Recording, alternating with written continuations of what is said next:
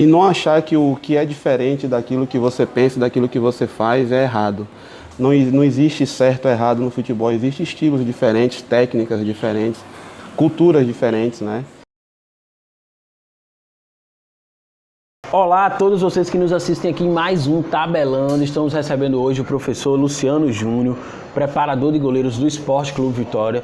E claro, obviamente, o tema de hoje é treinamento de goleiros. Tem muita gente nos pedindo no nosso Instagram, no nosso e-mail. A gente tem recebido várias mensagens nos solicitando abordar a temática da preparação de goleiros. E hoje aqui vamos falar então sobre esse tema aí tão solicitado pela nossa comunidade do futebol. Professor Luciano Júnior, seja muito bem-vindo aqui ao Futebol Interativo, ao nosso Tabelando, e que seja uma tabela com goleiros.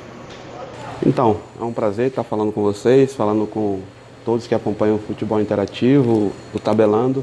E é sempre bom falar sobre futebol, especificamente sobre o goleiro, né? Que para mim é a posição que vem evoluindo aí há muito tempo no futebol, assim, com bons níveis de goleiro, principalmente no Brasil, com uma grande escola de goleiro, né? Então temos goleiros hoje aí brasileiros de destaque no mundo. Então é sempre bom falar sobre futebol e principalmente sobre aquilo que a gente faz. Então vamos falar sobre o que você faz, ou melhor, sobre o que você tem feito ao longo aí dos quase 20 anos de carreira do professor Luciano. 30 anos de carreira. Professor, conta pra gente então como é que começou essa tua história com a preparação de goleiros, né? Você começou na Catuense, você vai descrever toda essa jornada, mas antes disso, o que é que faz você pensar assim, cara, eu acho que eu posso ser um preparador de goleiro? Então, eu costumo dizer que é muito, eu falava para você em off aqui, que para mim a melhor parte de quando eu vou falar sobre a minha vida profissional é falar do meu início, né? Eu, na verdade, sou uma aberração da natureza. Eu não fui goleiro, né? Que durante muito tempo isso era um requisito básico, primordial e eliminatório, né? Se eliminava aquele que não tinha sido goleiro porque precisava ter sido goleiro para ser treinador de goleiro. Eu não fui goleiro e não joguei futebol. Eu jogava basquete no interior da Bahia, em Alagoinhas, onde eu morei boa parte da minha vida. Sou filho de um ex-jogador de futebol profissional que foi técnico de futebol e se estabeleceu como treinador de goleiro e também não foi goleiro. Então, uma família de aberrações, né, eu diria. E um belo dia, um amigo nosso que foi auxiliar do meu pai, Gilmei Amberê, hoje ele trabalha no Sub-20 do Palmeiras, ele me convidou para ser auxiliar de campo dele. Ele era técnico e me chamou para ser auxiliar. No primeiro momento eu chamei ele de louco, né? Falei, você está maluco? Eu vou ser seu auxiliar? E ele, não, eu sei o que faço, eu acho que você tem condições sim de ser o meu auxiliar de campo. E eu fui ser auxiliar dele na equipe Sub-17 da Catuense em 93. Só que com 5 meses de trabalho eu já estava como treinador de goleiros da equipe profissional, né? E eu escolhi ser treinador de goleiro porque o técnico da equipe profissional da Catuense, em um determinado momento, ele perguntou o que é que eu pretendia fazer no futebol realmente. E aí foi aí que eu falei para ele que, devido a ser filho de um treinador de goleiro e já fazer isso naquele período de 5 meses com os goleiros da base, eu poderia ser o treinador de goleiro. E ele falou, a partir de hoje você é o treinador de goleiro da equipe profissional da Catuense e estamos aí na estrada há 27 anos e vamos ver o que é que vai acontecer, né? E essa estrada contempla passagem em grandes clubes do futebol brasileiro. Você começou na Catuense, depois foi para o Vitória, depois foi para o Atlético Paranaense. Conta um pouco aí dessa jornada de maneira resumida. Então, fiquei na Catuense ali de 93 até 97, meados de 97. Fui contratado pela divisão de base do Vitória, né? Na época o Newton Mota, o seu superintendente, Odegar Filho, coordenador técnico. Fiquei de 97 até 2008 trabalhando nas equipes de base, passando por todas as equipes de formação, né, do Dente de Leite ali, chegando até o Sub-20. Em 2008 recebi a minha grande chance de trabalhar na equipe profissional do Vitória. Fiquei de 2008 até 2011, quando fui demitido da equipe profissional do Vitória, voltando em 2012 na base de novo, no Sub-17, né, voltei 2 casinhas ali. E em 2013 eu recebi do Antônio Lopes, eu digo que é quando realmente uma grande chance, que foi trabalhar na equipe do Clube Atlético Paranaense. Então cheguei lá em 2013 e saí em 2019. Fiquei 6 temporadas aí na equipe do Atlético Paranaense. Legal demais, professor. E o que é que você tem visto, o que é que você tem aprendido ao longo desses vários anos como preparador de goleiros? Porque eu imagino que você reformulou vários conceitos, perspectivas acerca do treinamento, da preparação de goleiros.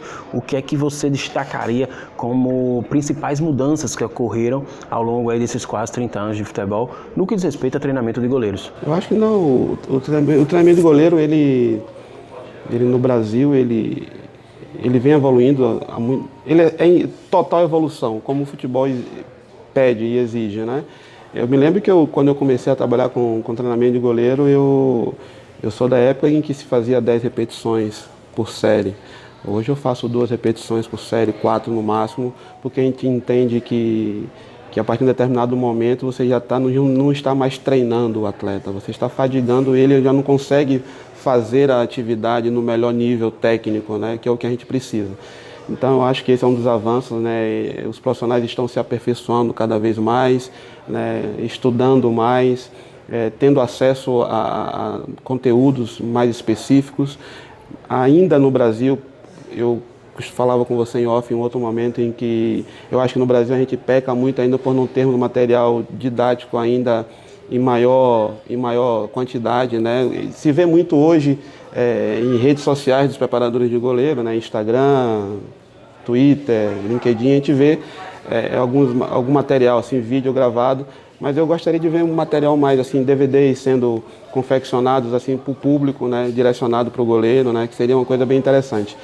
E com relação à minha trajetória, eu acho que a evolução é observação, né?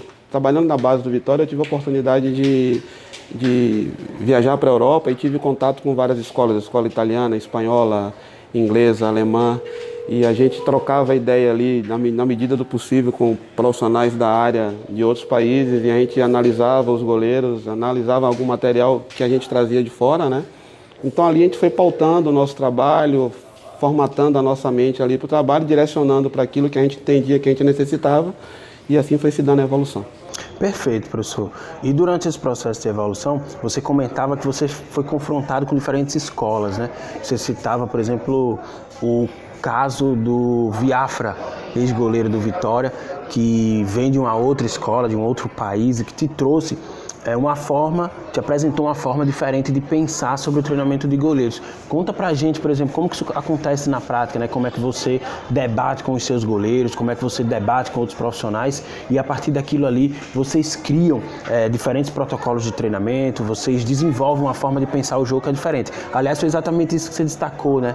Quando falava do caso do Viafra, você falou assim, ele me trouxe uma ideia de como que o goleiro precisa está inserido no jogo, né? Ou seja, como que a gente treina essa capacidade do goleiro estar presente nos 90 minutos do jogo, porque às vezes a bola só chega uma vez, né? E tem que estar preparado. Então, em 2008, quando eu tenho a chance de trabalhar na equipe profissional, eu encontro um goleiro colombiano, um goleiro com uma técnica diferente da nossa. Costuma-se dizer muito que uma técnica é errada. Tudo que é diferente daquilo que você faz, você diz que é errado. E graças a Deus, por não ter sido goleiro, eu digo que para mim o meu maior trunfo na minha carreira foi não ter sido goleiro, porque eu entrei na função, eu entrei na profissão desprovido de preconceito, né? Eu me abri as informações, todas elas, e fui montando o meu estilo de trabalho, o meu modelo de treinamento e de atuação em campo, observando, conversando, construindo com os próprios goleiros, que foi o que eu fiz com o Viafra, e te falei sobre isso. E ele elogiava a nossa escola, falando que realmente nós tínhamos uma escola muito boa tecnicamente falando, mas a gente pensava pouco o jogo. Então eu, conversando com ele e pedindo para ele me mostrar um pouco do que ele fazia na escola dele, e eu entendi o que ele quis falar. Ele queria falar sobre a imprevisibilidade do jogo. A gente, em determinado momento, deixa nosso treinamento muito previsível. E no jogo, a imprevisibilidade, ela é inato do jogo. Você não sabe em que momento ela vai desviar na perna de um zagueiro, de um atacante. Você não sabe em que momento.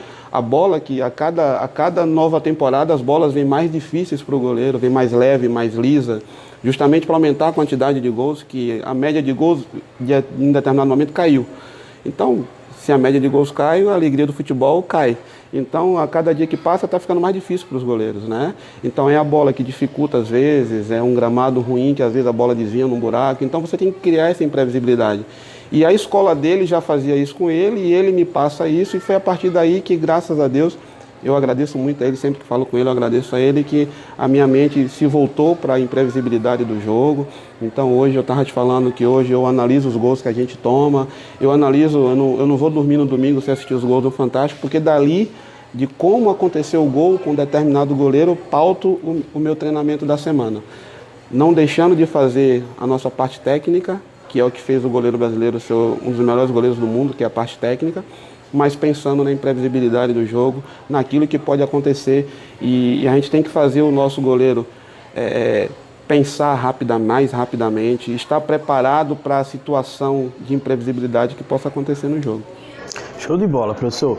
E aí a gente, no Tabelando de hoje, tem uma proposta completamente diferente do que a gente já fez até aqui, que é colocar esse conhecimento que a gente debate aqui na prática.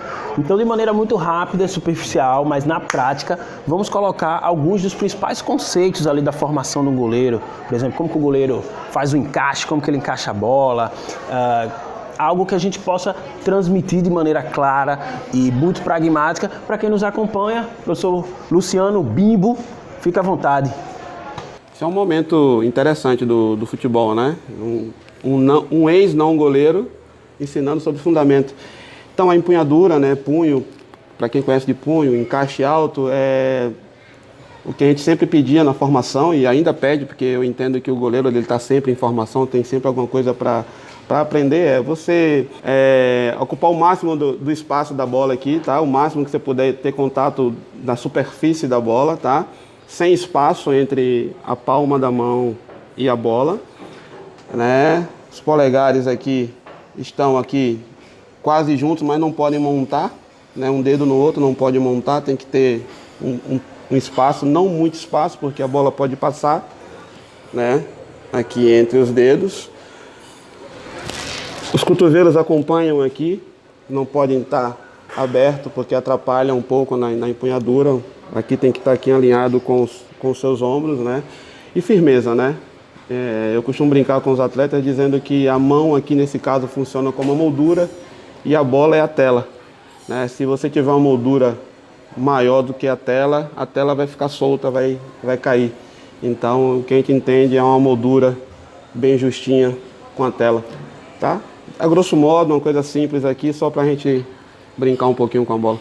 Professor, depois de toda essa explanação, essa aula aí de preparação de goleiros, o que é que você pode recomendar a todos os nossos espectadores, toda aquela comunidade do futebol que tem um sonho muito específico, né? Muitos têm um sonho de ser treinador, de ser preparador físico, de ser gestor, diretor, psicólogo, mas tem uma comunidade específica que nos assiste nesse momento, que é a comunidade que se identifica com você, com o Luciano Júnior, que quer ser um preparador, uma preparadora de goleiros. Qual é o recado que você deixaria para essa galera boa que já está construindo e vai construir ao longo dos próximos anos o futuro do futebol brasileiro no treinamento de goleiros?